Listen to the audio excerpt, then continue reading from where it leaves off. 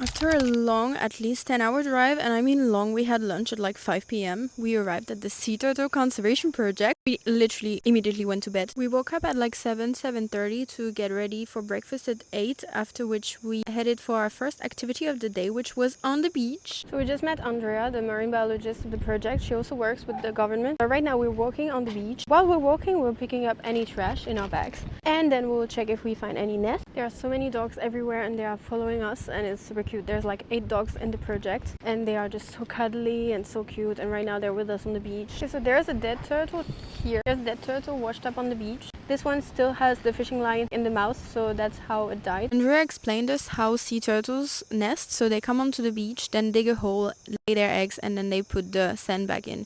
So when Andrea is looking for a nest, when there's an area that looks like a nest, she would put a stick in the sand. If it's not a nest, it will be hard, and if it's a nest, it will be soft sand because it's been moved. So you need to be careful not to put it too deep to not damage the eggs. Then we found this nest that has hatched like 3 days ago or something. You can see it because the sand is all collapsed on the top.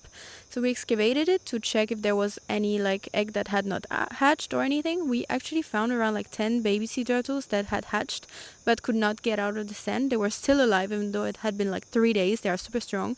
They are baby olive ridley turtles. Usually we say there's like 1 egg out of 1,000 that survives, that makes it to adulthood because of all the threats. So it can be like natural threats, like the tide, the water, like the birds, whatever. But it's also like human threats, fishing or like climate change or poaching and everything. We then put them in a box with like wet sand. It was not water, it was just wet sand so that they could be rehydrated. Then Andrea counted the number of eggs because olive ridley sea turtles, they can lay between like 30 and 160 eggs. So we wanted to know how many there were. Let's go release the baby sea turtles that are still alive in the nest, even though they were like 45 centimeters down in the sand. Once the little hatchlings were active again, thanks to the wet sand, we put them on the beach.